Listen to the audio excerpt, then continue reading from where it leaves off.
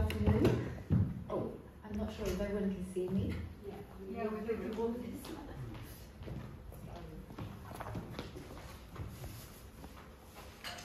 So yeah, thank you so much for Elaine and Chengyu Laoshi for the invitation.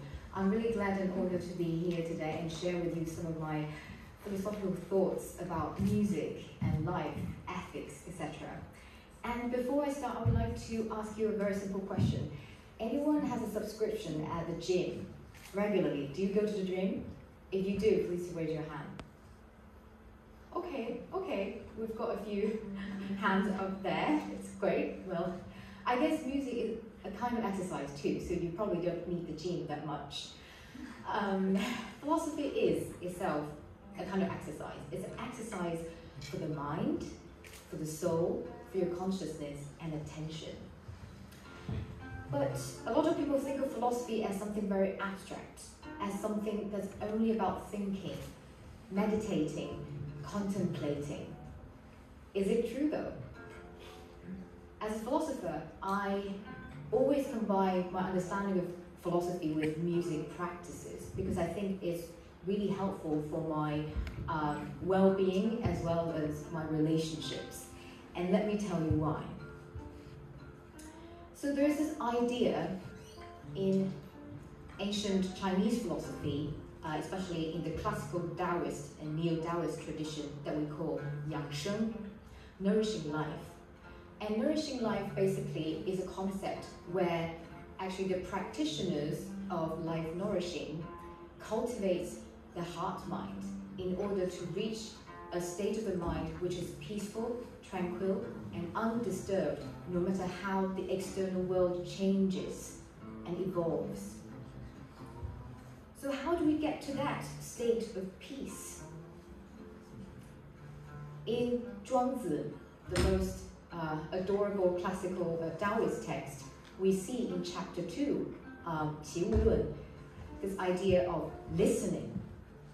So in Zhuangzi, chapter 2, listening actually starts with the forest, the mountain, and flowing water. And in this chapter, Zhuangzi sits in the midst of all things in nature and talks to his disciple about the idea of listening with the qi. So listening, normally we think that it's about the ears, whereas actually the disciple of Confucius called Yan Hui was asking this question, how can we listen better to the other person?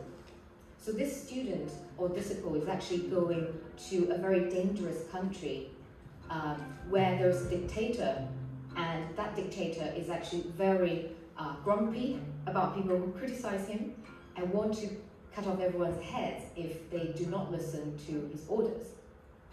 In that context, the student was so worried about his own life and worried about his performance, but in front of this dictator, and was trying to get some advice from Confucius. Obviously, Confucius in this context is actually Zhuangzi in disguise. He's playing Confucius' role, whereas preaching the idea of nourishing life. And he's saying, 无听之于耳，听之于心；无听之于心，听之于气. The idea is there are different levels of listening involved when you are dialoguing with the other person, no matter who that is. So, 无听之于耳 means that do not listen with your ears, do not only listen with your ears, and focus on the words, vocabularies, and the language that person uses. But listen with your heart mind, which means 听之于心.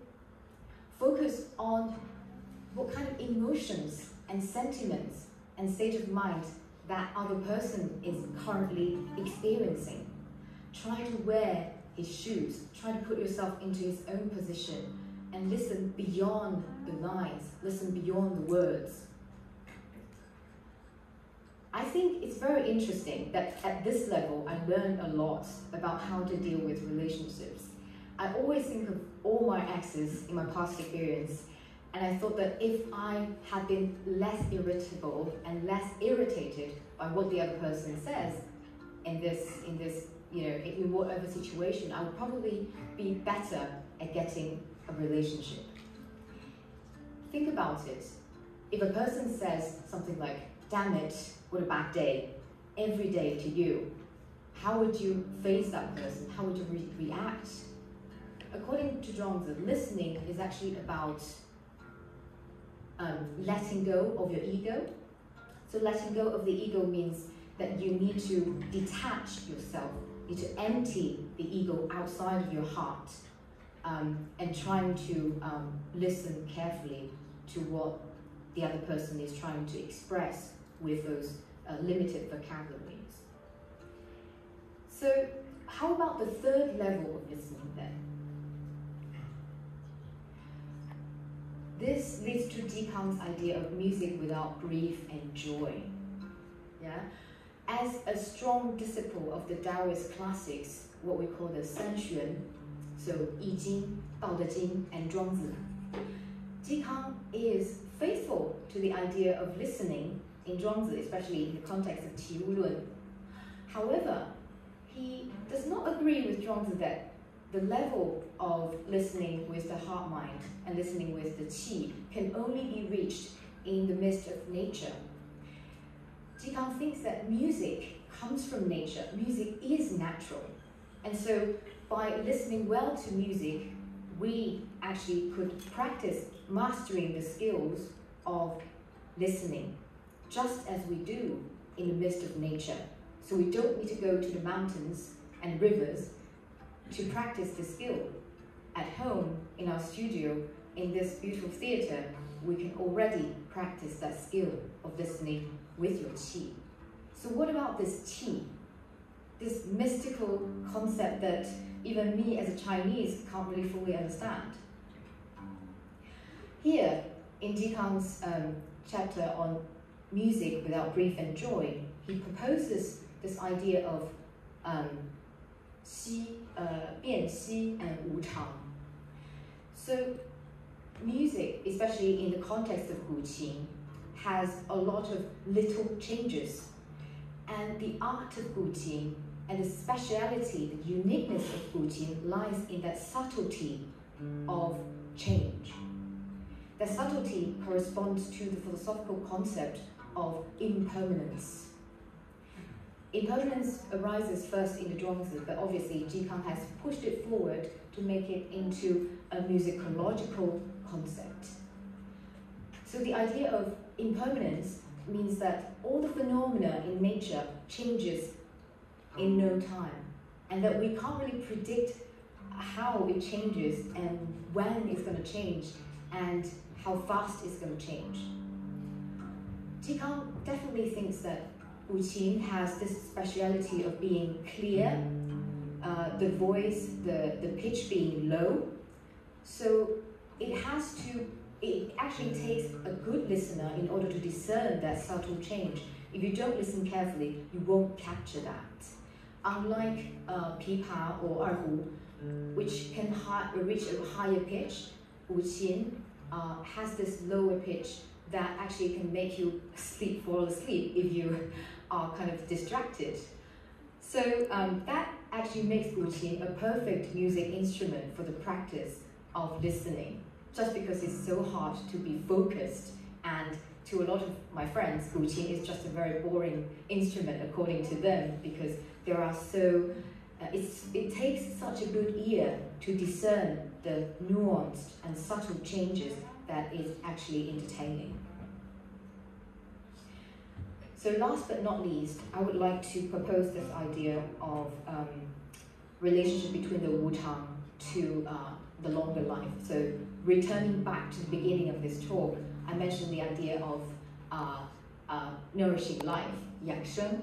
And the purpose of Yangsheng is just to help us have this balanced and engaging mindset that's always in relation to nature, always in relation to other beings in nature and in this normal world, as well as obviously including the other person in a dialogue. But how is this going to help us maintain a healthy life, a long life? The idea is quite simple. Remember we talk about the gym? So for the Taoists, for the neo-Taoists or the Xuan learners, it's not about an exercise of your limbs, your legs, and your body. It's actually an exercise that comes from within. And according to Chinese medicine, this is related also to the person's 情志, which means emotions and wills. And according to these ancient texts, illnesses and decadence of life actually are related to the agitation of emotions and fluctuations of agitations within your consciousness, within your inner world. So we can deduce from that that actually practicing Guqin will help us find this inner peace in a better way and engage in a daily practice of listening, so that we not only take care of our external activities, but also the activities and steady peace within ourselves. So with that note, I would like to yield the stage to my lovely student, Sarah.